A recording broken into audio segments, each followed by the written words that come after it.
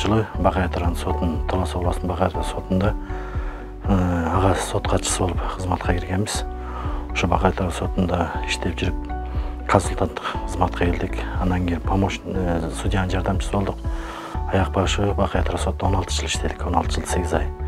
Андан кийин 2016 жылы тандоого барып, ошо тандоодон ийгиликтүү өтүп, Талас областынын Манас районунун сотуна биринчи судьялык кызматка дайындалдым. Ошо дайындалганда төрөлүк кызматка дайындалдым. Ошо Манас район сотунда 5,5 жыл иштеп, анан кийин быйылкы 2012 жылдын ротация маселеси козголгон убакта ротация менен ошо Талас областынын Манас район сотунан Баткен областынын Баткен район сотуна судьялык кызматка келдим. Бүгүнкү күндө ошо Баткен район сотунун судьялык төрөлүк кызматын аркалап атабыз. Бул ротация жөнүндө кыска маалымат берсек, бул азыркы заман талабы, туура маселе коюлган, туура нерсе болгон. Анткени элдин ишеними, элдин сотторго, судьяларга, сот бийлигине, сот тутумуна көз караштары кийинки күндөрү ар кандай туура эмес көз караштар каралып келаткан, туура тез көрүнүштөр көбөйө баштаган.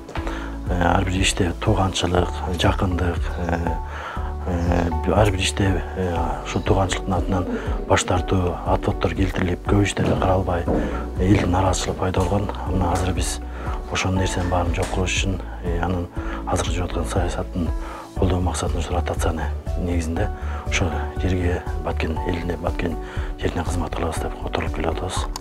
Ар бир судьялык сынакка барып атканда, судьялык кызматка өтүп атканда ошол жерден деле ошол нерселер айтылган. Ар бир судья кандай гана милдет, кандай эле жүк аткарбасын, ошону так аткарып, эч кандай бир кынтыксыз аткарган, барган жерине туура ак кызмат кылат деп айтылган. Ушул нерсе болуп атат. Кудай буйрса, эми Баткен эл Талас менен Баткен элинин эч кандай айырмасы жок. Эң негизги ошо сот адилеттин туура акыйкат жүргүзүү ар бир судьянын бул кызматы, милдети. Анан эми азыр бүгүнкү күндө 10 майдан бери өзүбүз жалгыз келип иштеп атабыз. Эми үй шарт, балдар окууда, ошо жубайысынын жумуштары калып атат. Эми буюрса жакын келечекте, жакынкы күндөрдө буюрса семья устап, үй бүлө устап келебиз. Анан буюрса ал деле жолтоо болбойт деп ойлойм. Эң негизги ушу жакшы элге адилеттүү кызмат кылыш максат биздин. Келген учурда бир аз кыйынчылыктар болду. Бөлөк эл, бөлөк жер тааныбайсың. Анан ушул убакта деле ошо жерде соттун кызматкерлери тарабынан ошолорго жакшы жардам берип, ошо жакшы бир квартираларды, турак жайлар, батирлерге кирип, азыр ошо батирлерде жашап жатабыз.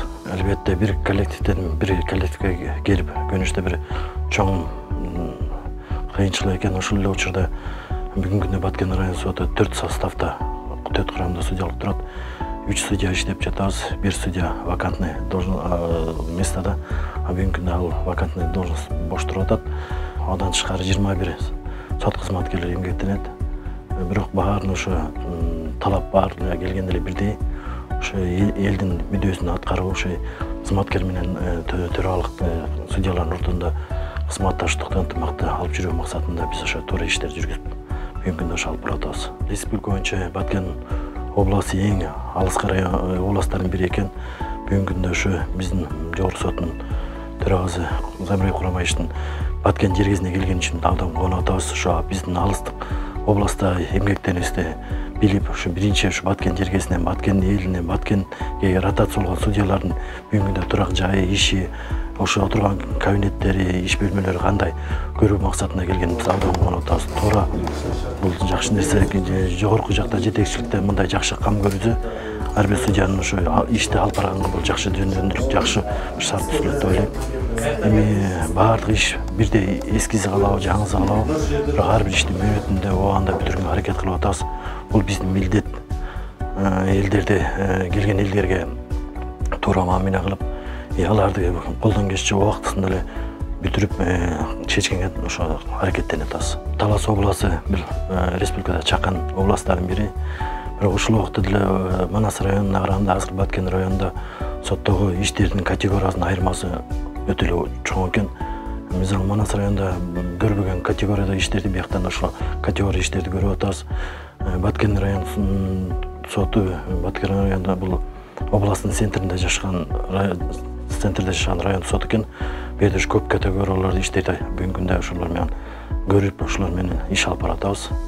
Эми Кудай буйрса баардыгы өзүбүздүн колубузда, ошо билимибизде, тажрыйбабызда баары жетиштүү, ошо туура чечип аракет кылабыз. Бул апрель айында Жогорку соттун төрагасы Эмилбек Курмановичтин бул демилгеси ошо кийинки күндө ар бир сотто кадровый утечкадан көп болуп атат, кадрлар кетип атат, жакшы кадрлар эмгек айлыктын азынан ошол мезгилде туура баалап, туура көрүп, ошо ар бир судьяга ушундай бир бул мажбурлоо эмес, өз ыктыяры менен ушундай жардам бериле, кармап турула, кадрларды кетирбейле деген сунуштар келген. Ошо сунушту биз ушул Манас район сотунда иштеп жатканда эле толук колдоп, ар бир судья ошондой 2 состав элек, ар бир судьясы 3 миңден чыгарып, 6 миңди ошо май айында, апрель айында айлыктан ошо балдарга ар бирине 750 сомдон бөлүп берип, ошо акты менен ошо баарын тиркеп, жогорку сотко ошо маалыматтар жөнөткөнбүз.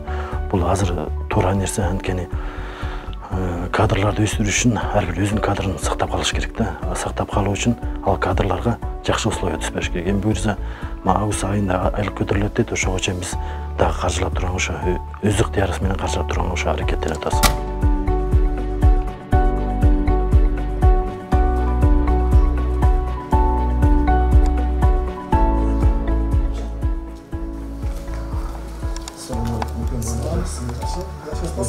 Çarşan joksuzmu? Yok. Babaanneler var. Kuşlar saçılı oldu. Ne kılavlar? Çay içeyik. Çay içelim. Tuğanım çay içeyik.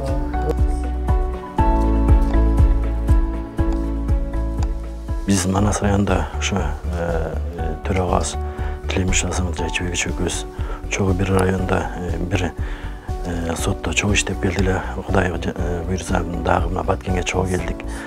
Экөөбүздүн иштеген жерибиз да жакын, өзүбүздө чогуу иштеп баягы көнүп калганбыз. Анан экөөбүз чогуу бир квартирада туруп атабыз. Бүгүнкү күндө Айше эртерээк келет. Анан экөөбүз чогуу отуруп, жумуштан келип алып, чарчап келген убакта чарчагыбыз билиспей отуруп чай ичип, үйдүн жумушта болгон анча-мынча иштер боюнча татаал маселелер болсо чогуу отуруп сүйлөшүп, анан ошо үйдө алыстыгыбызды билиспей өзүбүз баарын аракет кылып атабыз. Эми солдат болгонбуз, баардык нерсени өзүбүз кылып атабыз. Эми Кудай буйрса ал нерсе бир аз күндөн кийин жоюлуп, үй бүлөбүз келет.